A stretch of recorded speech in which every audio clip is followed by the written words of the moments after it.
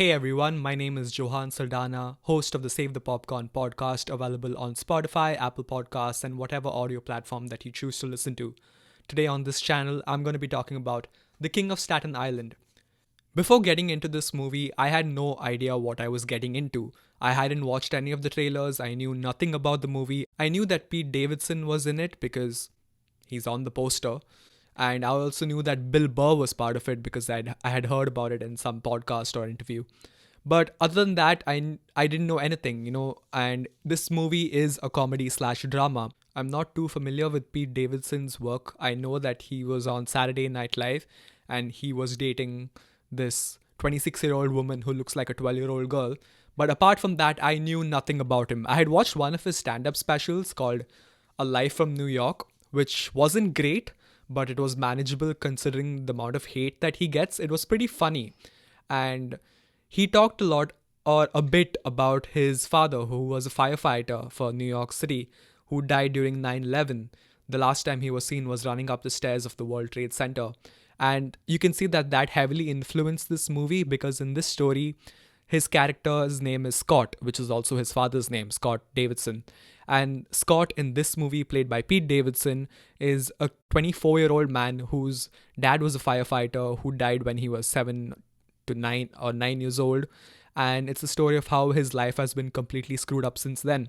And he's trying to, figure stuff out. That's a common quote from this movie. They keep saying it. I'm trying to figure my life out. I'm trying to figure my stuff out. I need a safety net. And that's basically what this movie is about how it's a montage of how a mid-20s guy has no direction in his life and he's trying to figure his life out. Since his father died saving other people's lives in a fire, he has this grudge for firemen. He has a grudge for firemen who have families of their own. He's always wondering, why are they saving other families' lives when he can't even afford to save his own life or his own family? And this is kind of ironic because Pete Davidson's character in this movie is a semi-drug addict who is always smoking weed and has like a million tattoos on his body, and his family is always worried about him. So, it's ironic that he's the reason why his family is deteriorating. I mean, this is something that his sister keeps telling him, his mom keeps telling him, and it's this weird dynamic shift because he blames his father and firemen in general for not caring about his family, and then this kind of hate and this negative attitude is what brings his own family and his own personal life down. Bill Burr's character is also a fireman who knew Scott's father, and he dates his mom, and obviously Scott is very upset about this because his father was a fireman and now this new guy is also a fireman, so they're cut from the same cloth, so he's not cool about it. But I really like the back and forth between Bill Burr and Pete Davidson.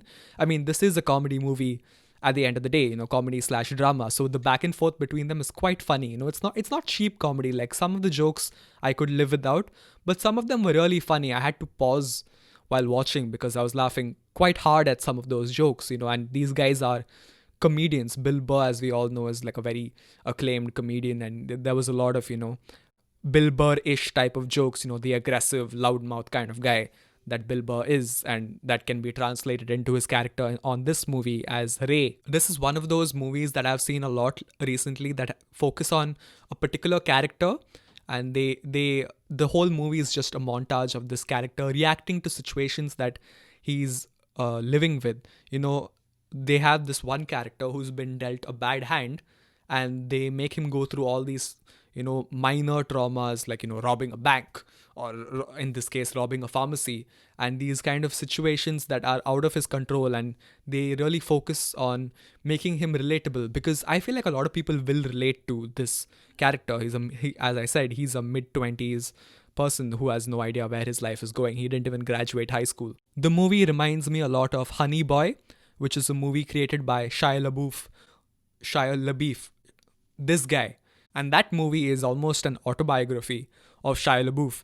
And it's the story of how he was a child actor and the way his life moved on from him being a child actor and how his family was dependent on him for income. And so there were very similar character traits from that movie and this one. It was the same vibe for some reason I was getting. One of the criticisms that I have for this movie is that it's pretty long. It's 2 hours and 17 minutes, and I feel like that's 45 minutes too long for this movie. I feel like the peak of this movie ended at around the 90-minute mark, and by then it felt like it was dragging a little bit. It does have a satisfying ending, so to speak, but I just feel like it ran for too long. Like, we get it. This character is going through a lot of shit, but you don't need to tell us that in 2 hours and 17 minutes. But I'm willing to give them that for this because it's a pretty good movie. Some of the exposition in this movie was kind of lazy. I didn't love the writing on some of those exposition scenes where they talk about his father's death, and I felt like they were serving us the exposition, they were serving us the backstory. So I wasn't a fan of that, but I'm glad they didn't dwell too much on that. It was just something at the back of our minds for us to have some context, which is what exposition is supposed to be. So they didn't dwell too hard on that, which I was fine with. But yeah, apart from being long and being kind of lazy at some points, it's a pretty good movie. I feel like it's a solid watch.